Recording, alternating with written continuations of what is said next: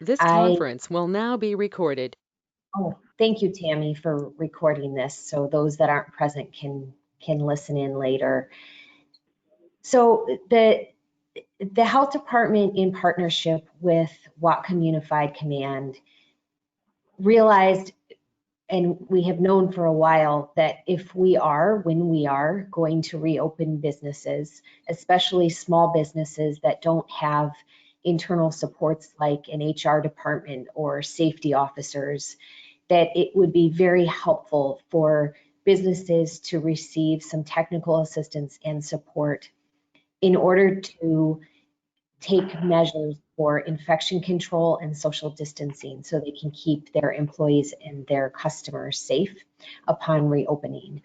And the Whatcom Unified Strategic Planning Unit, and I believe Steve Hollenhurst, who's from Western Washington, he's the dean at Huxley, but he's on loan to Whatcom Unified for a few weeks here. He and I and Laura have been talking about the structure by which this task force may be developed.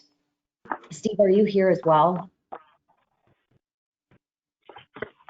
I'm sure he'll be joining Yeah, us. yeah, I'm here. Oh, great. Hi, Steve. So we've been working on kind of a framework, but this is really an opportunity to get to a place where the Public Health Advisory Board feels comfortable with the direction and it feels good about moving forward with this process. My vision for this work is, and I don't want to oversimplify it, and I don't want to make it seem as though it's a one size fits all, because it's not. But my vision for it in sort of simplistic terms is that the Public Health Advisory Board Task Force is able to create, in partnership with various sectors, create sort of I would say, cookbook. And within the cookbook is different recipes. And these aren't like baking recipes where you have to follow every bit of instruction to a T or it doesn't work. But they're recipes for each sector. So the idea is that each sector is able to weigh in, contribute, understand what the guidelines and regulations are, and the recommendations from the health department about how to do infection control work well in different settings, and also how to ensure that social distancing measures can be put into place. And these are going to vary based on the sector. There'll be different recipes, and there will be opportunities for each business to weigh in, to adjust, to discuss the regulatory and physical barriers or staffing barriers to being able to implement these.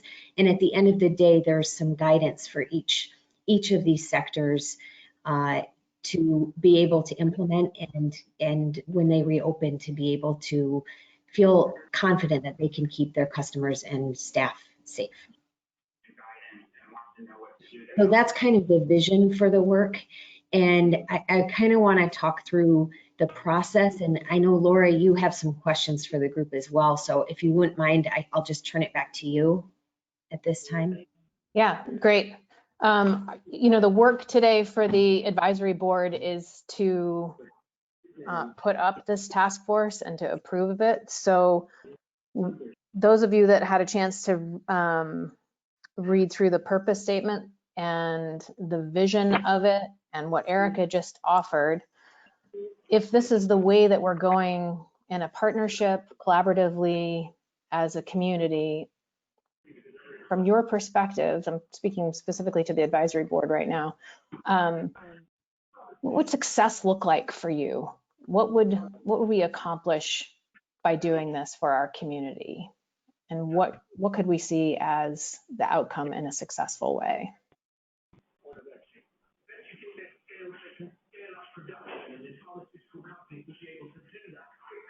I'll go first. I absolutely want to see our community get back to work. At the same time, I think we have to hold lives in our community just as important. And unfortunately, this virus that we're dealing with there's much unknown. We don't actually know.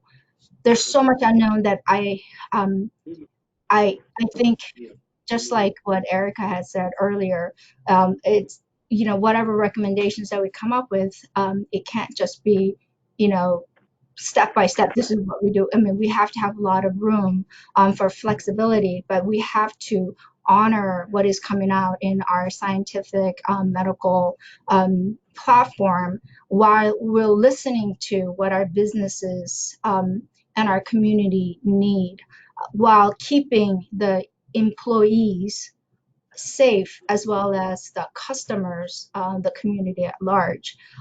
So when we are discussing this, we have to, we have to have a lot of conversation, but whatever we come up at the end, I want to make sure that we honor both sides to keep everyone safe. Thank you. Other insights and input from the advisory board around what a successful? This is Sterling. I know the state is going to provide the overall timeline and guidance, and it's clearly up to the local county, at the county level, to kind of make these work. So I'm glad that we're involved in getting that ready, so that we're ready to go when the state says we can go.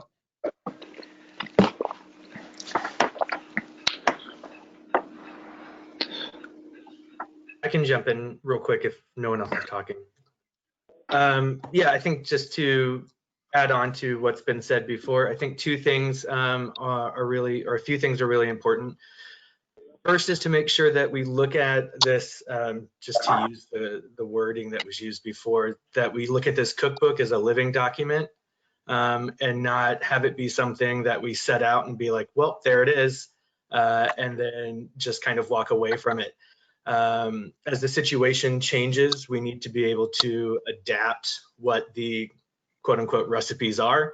And then I think another thing that's really important to take and to communicate through this process and communicate within the cookbook, as well as with various sectors, is risk. What risk is in various sectors, what risk perception is, and the importance of communication and people understanding risk around certain behaviors or within certain industries or through certain activities, how risk mitigation can work, but also how risk mitigation isn't 100%. Thank you.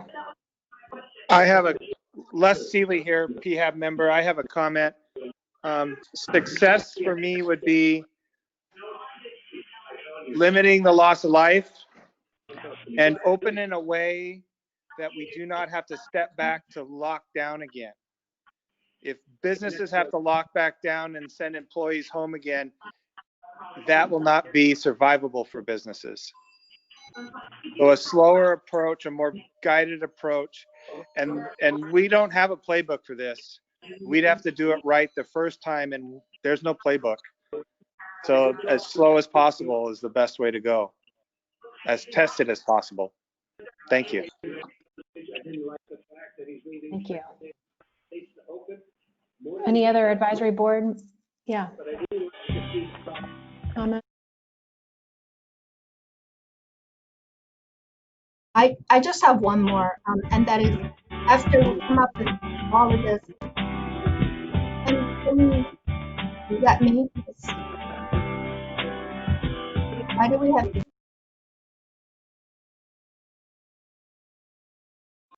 Okay. I think we need to have buy-in from our greater community. So whatever recommendations that we come up with, we need to make sure that we communicate to greater community, people at large, so that everyone has a buy-in, everyone has skin in the game, and we all do this together. So we cannot leave out our community. We need to make sure that we have the communication really strong and intact, and constantly, letting people know what is happening, what we're thinking, and listening to what people have to say to us. So I just want to make sure that we have that communication piece in there. Great, thank you. I was remiss in not including that part. That is one of the two key elements of this plan. It's really, you know, the PHAB and health department could write these regulations in a vacuum and send them on to everyone and say, you should do this. But true buy-in is the only way for this to be sustainable, because the health department and the PHAB do not regulate most of these businesses. And in order to ensure that people feel not only, well, I should do this or I have to do this, but I want to do this. It's important, and it's the way that I can keep trust with my staff, and it's a way I can keep trust with my customers by doing these measures and by being involved and making sure that this is a collaborative process. So absolutely, I couldn't agree more. This has to be a partnership. There has to be buy-in from everyone for it to be successful. We had a long flat peak, largely driven. Great. Can I just remind people to mute their mics, because we can hear background noise. The rest of the country. I think I see Greg raising his hand. Yeah, Greg. I want to say though, we have had outbreaks. We've had outbreaks. So, what is that background? Anyway, maybe the organizer could turn off everybody's mic. That would help.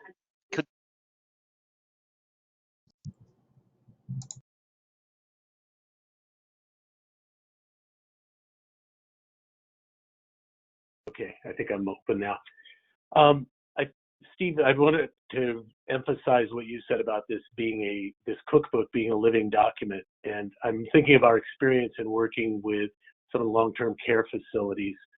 There's plenty of recommendations and regulations out there already.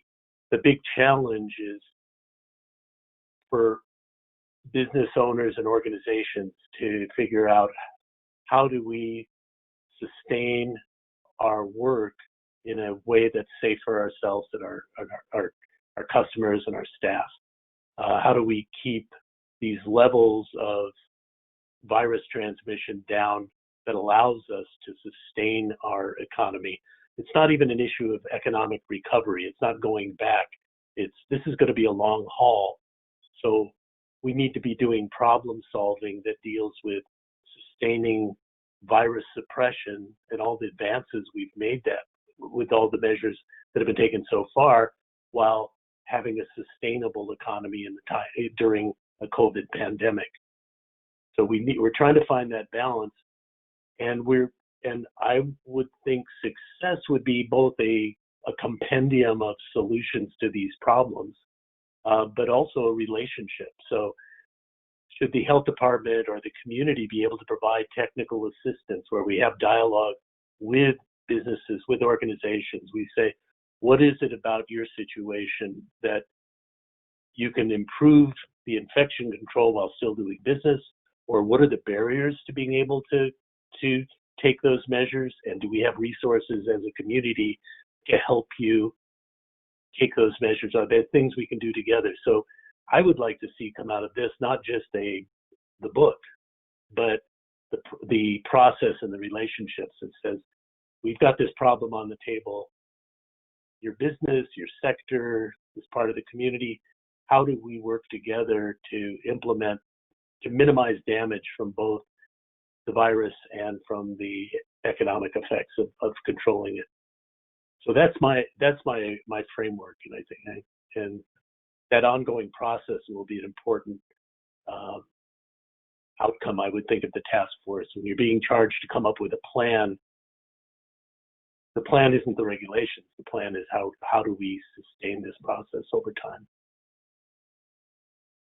Thanks, Greg. I think at this point, it'd be great, Erica, to hear from you about what you envision the process to be. And then I think we need to take a vote with the advisory board.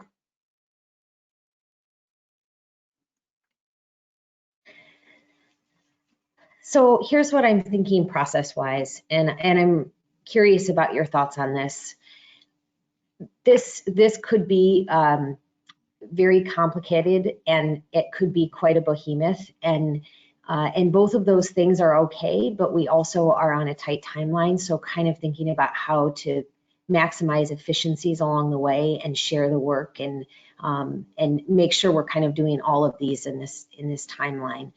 So my hope for the process is we have an agreement about moving forward for today.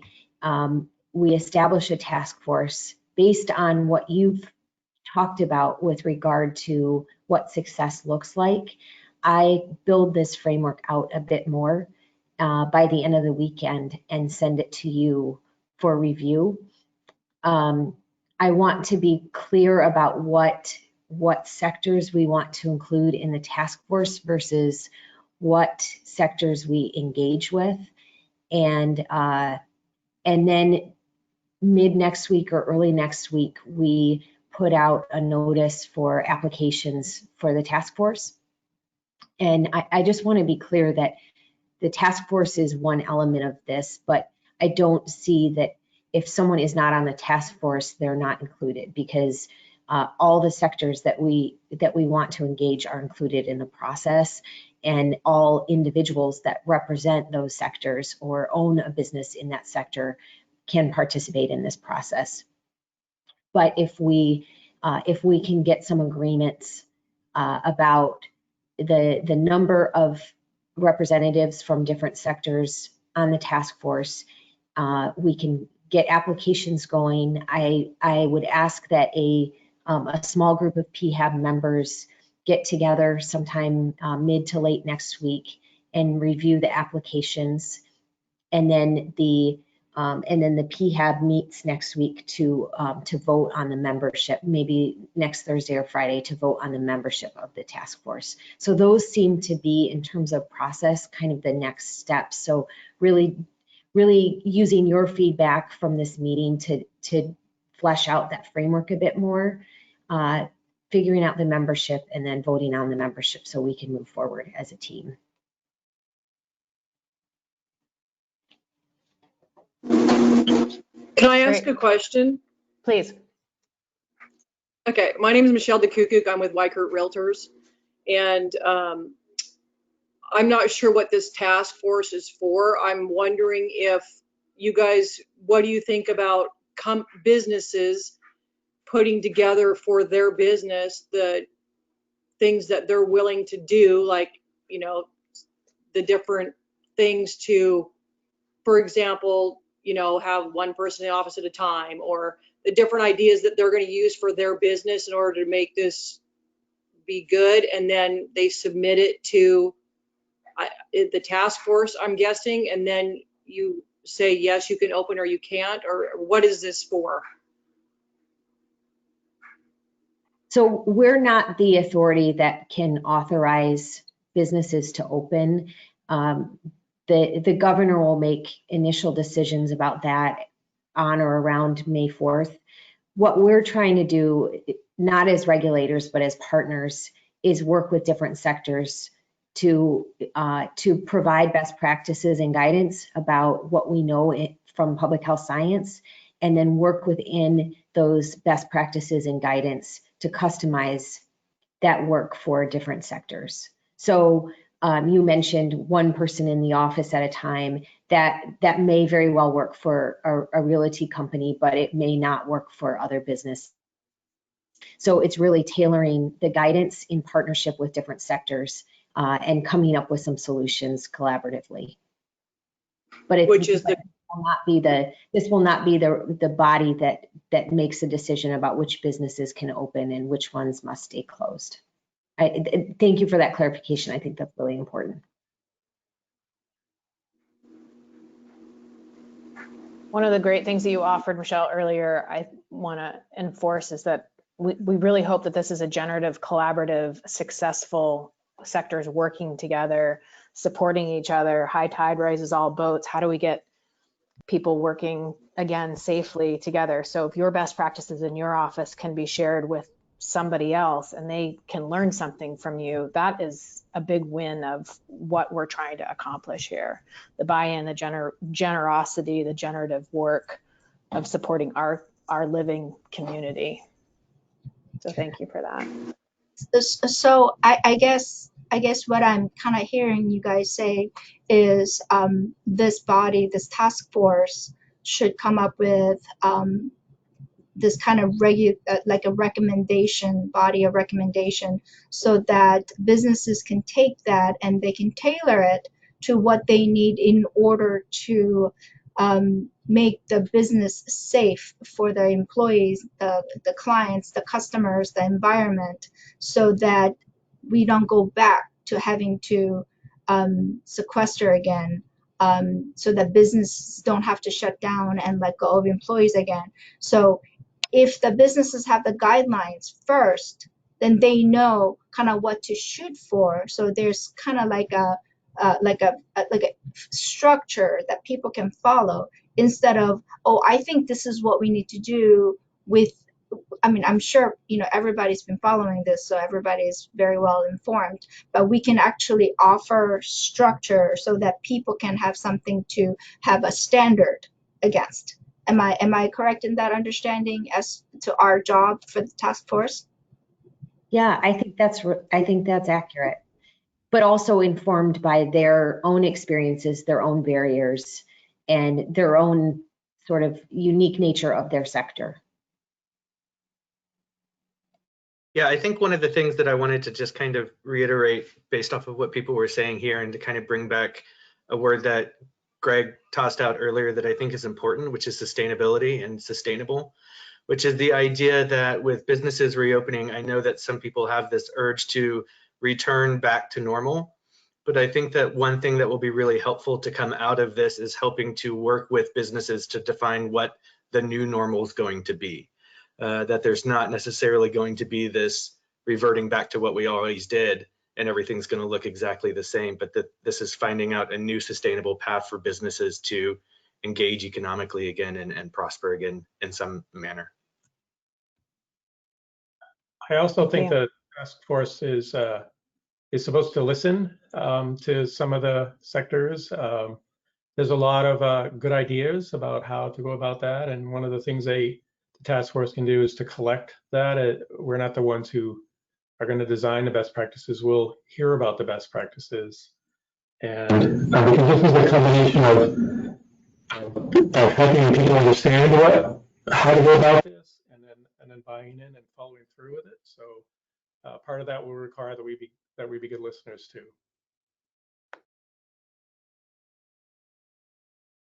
Greg, yes. Yeah, just one other thought. We're talking about the task force coming up with the recommendations themselves, and I want to also bring out that possibility of setting up the resources to be able to have this kind of dialogue. We're talking about, there's a lot of talk right now about the importance of testing, more testing in order to find cases so that you could isolate and quarantine and stop suppression. And we're talking about, thousands of more people on the ground doing that work. There's also the thought of having technical assistance so that we've got a lot of people that can have dialogues with business owners and organizations. So is there a process for not just applying the recommendations and applying the regulations, but really looking together and identifying what are the barriers to implementing those practices? What are the practices that you could implement that would also reduce the risk of spread? It's not going to eliminate the risk, but everything we do to slow the risk means we've got fewer people getting sick in our community. We're not going to have to, we won't have to dial up the restrictions again to bring the numbers down, if we can keep them down by doing the things that have worked so far to get us in the position we're at now. So would the task force recommend a more enhanced work group, technical assistance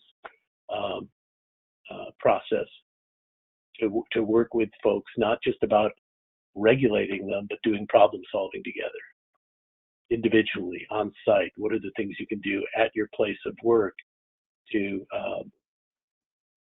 to kind of do these best practices or come up with other things that may have the same effect of reducing spread. Thank you, Greg, for that. I think, we'll identify a few more ways that the task force will be utilized for sure. I appreciate that insight. Erica, do you want to say something? Then Vince has his hand up, and then I think we need to come to a vote here pretty soon. So, Greg and I have had some really good conversations about this task force, and we've talked about sort of this continuum, which is yet to be known, right? But from a medical perspective, this, from low acuity to high acuity, there may be some low acuity would mean that a business just needs the document and they're ready to go. They can implement, they can see exactly how their business model aligns with some of the best practices and guidance. And then there may be a business on the high acuity end that says, we would need to change everything about our business. We would need to change the physical layout of our business. We would need to change all sorts of different things. We need money and we need resources and we need people on site to help us walk through this and think through this. So there could emerge an entire continuum of different needs and technical assistance needs. And I think that will be sort of, as we go, we will learn what that looks like and how we can provide assistance. I think there's an opportunity to leverage community resources and community dollars to bring certain sectors up to where they can feel confident, but that's sort of yet to be known. And I really appreciate you mentioning that, Greg, because again, this is a partnership and we'll learn what that looks like and what that means to different sectors. Vince.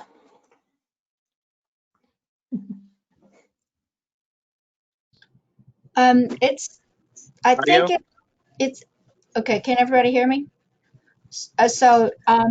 Am I correct in thinking that we need to take a vote among the PHAB members to see if this gets approved? This is Tammy. So the first thing to do is to have one of the PHAB board members make a motion. I guess that's what I'm thinking. So should I at this point ask for a motion to form the task force? I make the motion that we form the task force. Okay, great. Could I get a second? I second the motion. Okay, awesome. Is there any further discussions or make any recommendations to change the motion? No. Okay, then I'm going to call on each one of us who are here to for validation of vote. Okay, so Steve, how do you vote? Yes. Steve, yeah, it's a yay? Yay. Okay, Barry?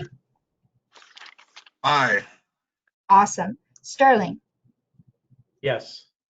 Okay, Lindsay? Lindsay? Okay, we'll come back to Lindsay. Les? Yes. Okay, awesome. And I say aye also. Lindsay, I feel like we lost Lindsay. I see her LC, but I don't know if. So there were 6 of us and we still have a 5 vote of yay. So the motion passes. Lindsay just wrote in. Okay, she wrote in yay. Okay, awesome. Tina, I believe Barbara Juarez is here as well. I just saw her down the screen. Oh, okay. Barbara, are you here? Yes, yay. Oh, yay. Thank you. Thank you for coming. Oh, I see you. So we're just taking a vote, Barbara, for forming the task force for the COVID business support. How do you want to vote? Aye. Okay, awesome. So let the record show that it has been passed unanimously. Great. And so the next part is the planning discussion. and I don't really know how to go about that. I feel I don't know what would be the appropriate number of people that we would need. So I'm gonna toss that back up to you, Erica or Laura. Yeah, I think either one of us could field that. I think we're looking for 2 or 3 advisory board members to join the thought partnership in the next 5 to 7 days to identify the sector. I can do that. This is Sterling. Thanks, Sterling. I'll I'm do happy that to as join. well. Well, awesome. There's 3 of us already. Okay, I could too. I'm last of the table, but I could do it too. So we have Les and Sterling Steve. and Steve. Okay, great. And China. And Gina. Okay, that's probably enough, I think, for that part. Yeah. Tammy, what would constitute a quorum for the group? 5. So 4 is fine. Okay.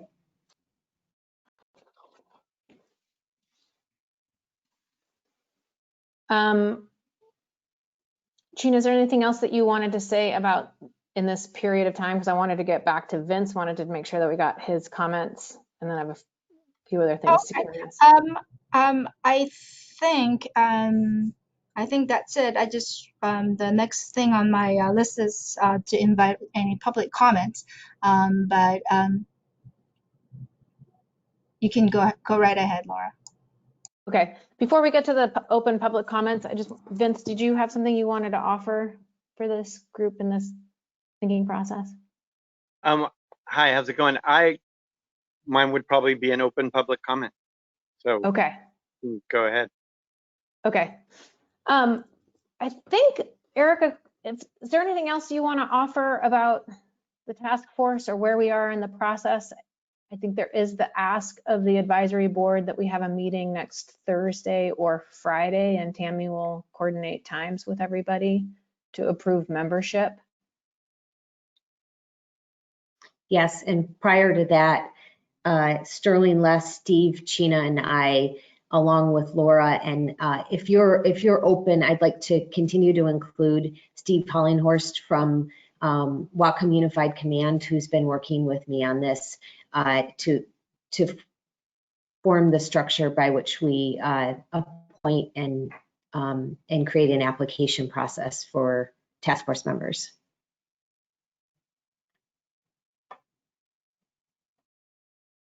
Okay, great.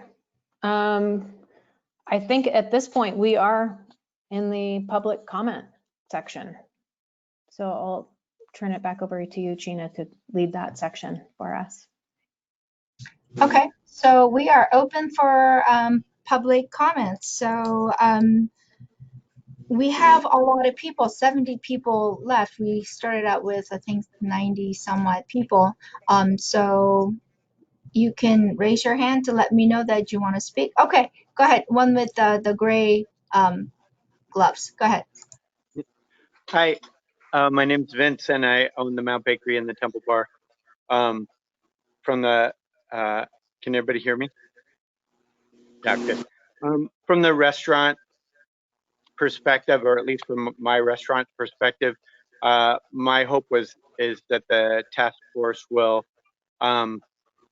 not be just seen as having a single direction of getting open again, but really following whatever we're seeing in terms of the feedback from the government and from the testing, so that if we do get whatever the task force puts together, it's about opening or slowing down as needed if the virus gets bad again in the fall or in the summer or something like that.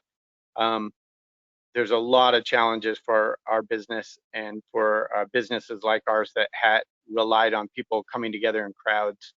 And I'd really like to see that as an industry, we have a nice base set of rules so that everybody's kind of on the same page and one person's not throwing the doors open while the next person doesn't feel it's safe or whatever. That was my comment. Thank you. Go ahead. So my name is Michelle DeKukuk again, and I'm wondering how many people are you wanting on this task force? And are you wanting people on here from all different sectors, or what is your thought on that? I actually do not know. So I'm going to ask Erica or Laura. What are your thoughts on those? Well, from my perspective, and I said this before, I think this group should be as large as it needs to be in order to ensure we have good sector representation. And I don't have a magic number in mind, but we want to make sure that that sectors feel represented and they're able to weigh in as ambassadors for their sector. So we'll know more about that within the next probably week or so. Okay, and where would you get an application to become one? Me along with the other members of PHAB will be working on that next week, and so we'll have the application out. And like Erica was saying earlier, even if you are not on the task force, you are still invited to participate, because we want to hear your concerns, your wisdom, your experiences, your fears. And so whether you get to be quote unquote picked to be on the task force or not, please don't feel like you're being excluded or your voice is not being heard. We want to hear from you one way or another. So, let's keep that line of communication open. I saw Gray Shirt. Yes, go ahead. Hi, thank you. It's Robert Mittendorf with the Bellingham Herald. I just want to be clear that you voted to form a task force and now you're discussing about how to start an application process. And then it sounds like you're saying that these meetings will also be open to the public in the way that this one is now? Yes, today we are agreeing to form the task force today. And next week, we will be working on the details of how to form that task force, who the membership and the application process. And when the task force meetings will be taken, it will be open. So it will public will be able to attend. Okay, and thank you very much. And you are China? Yes, I'm the chair for PHAB. And could I ask also,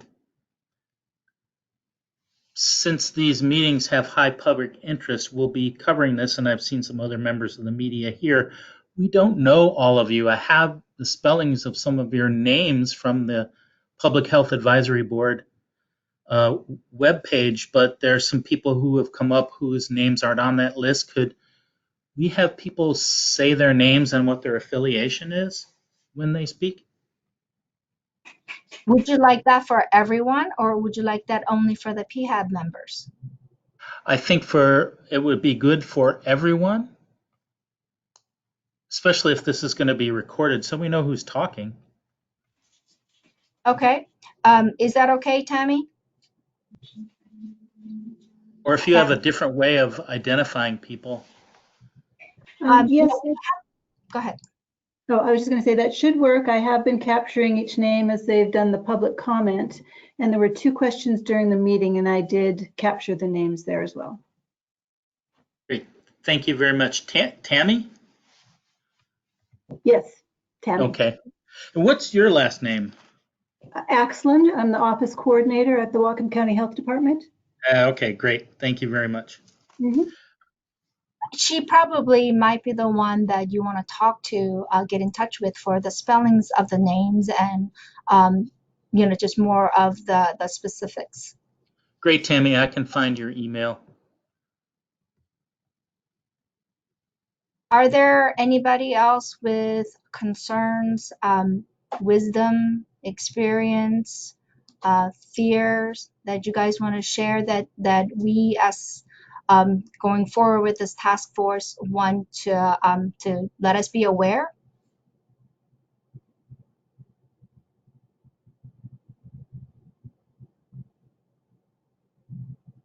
Okay, I just got a question. Will there be a sector representing children's activities, sports, etc.? I'm not sure if we have a specific sector for children's activities, but I do know that our Vice Chair, Sterling, is definitely all about children and children's health and mental health. I think I some of the think sector stuff is going to be decided over the course of the next week. absolutely. So thank So you we don't for necessarily have those reminding answers us. yet. Yeah, thank you for reminding us. Another question I have is what skill set are we looking for? I'm just going to say quick blur because I think Erica and Laura are probably much more apt to answer that question. But I don't think we're looking for any particular degrees or what we're looking for are people who have interest, their skin in the game in the businesses they own, places they work at. So really, if as long as you want to talk to us and give us your ideas, that's what that's what I'm looking for. But I'll hand it over to Erica and Laura. Maybe they can be a little more specific if there are specific skill sets. No, I think you're right on, Sheena. This is really about experiences and the ability to weigh in on the process and have knowledge of certain sectors. But again, I just want to reiterate that these decisions about the different sectors, the application process, and the membership have not yet been decided. But these are helpful considerations for us.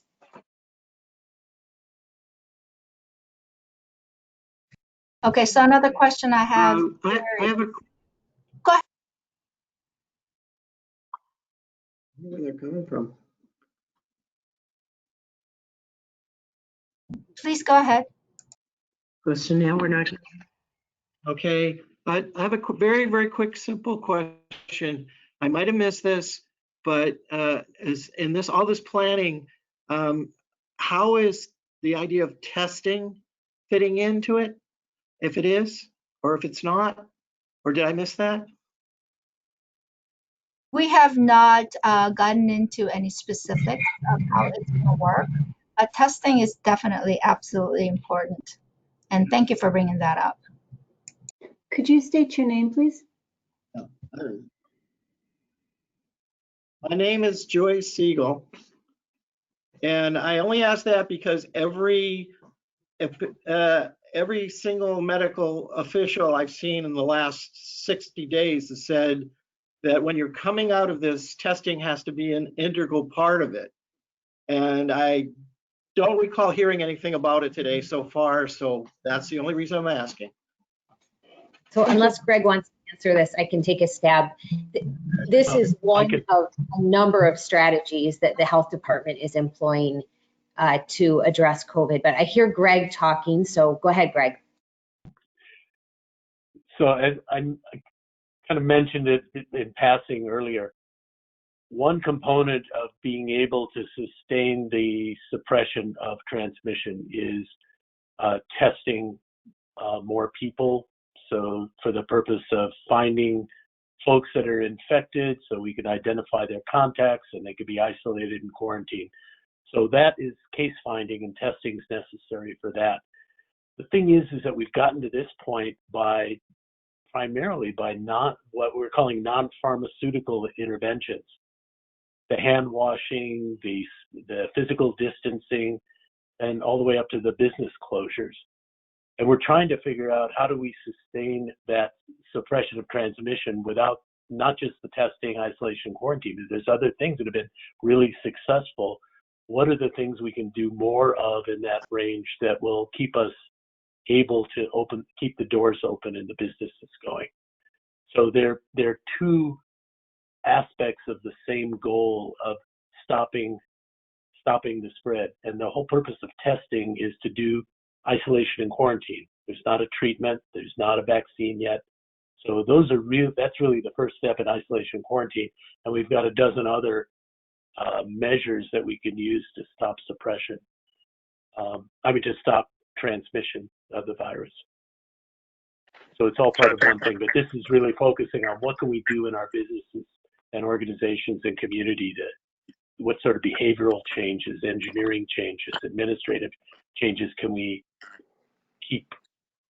use to stop the spread of virus. Could I ask a question? Yes, can you state your name, please? Yeah, this is Mike Kent. I'm on a call in. That's why I'm not on the screen, I believe. In selecting or reaching out for members of the task force, would it not be maybe more efficient? Because time's against us. We've lost 1,000 jobs in Whatcom County just today between Intalco and now the airline interior manufacturer. So time's of the essence. Would it not be more efficient rather than look for individuals to join the task force, but to reach out to association heads, people like in our case, we have 800 members in the Realtor Association, to get a hold of, say, our executive officer and have him represent us. And in turn, we can have subcommittees to put forth our ideas. And you're going to reach a much broader base. The building industry could bring the BIA president. And I'm sure just about everyone on this call is a member of some type of trade association, where on the local level, they could have a representative where you'd represent far more people, and let us do the groundwork of getting the discussion so it doesn't bog you folks down with every individual person who wants to participate from a particular industry. Just a comment.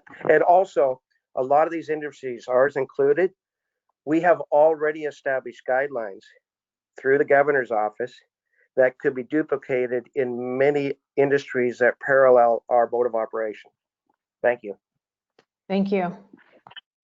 Thank you for that input. You're welcome.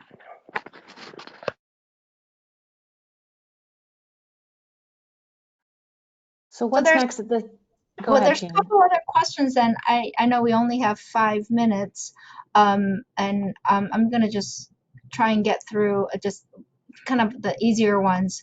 Where would we find the recording of the meeting? Tammy, will it be on the Whatcom County Health Department website? Tammy, can you enlighten everyone where they can find the recording? Yes, we will post the recording both on the Whatcom County Health Department website and on the county website under the Public Health Advisory Board, attached to where the agendas are found. Okay, and there were a couple of other questions, and I think one is basically about set up to educate the public through each sector. I'm not sure that the task force goal is to educate.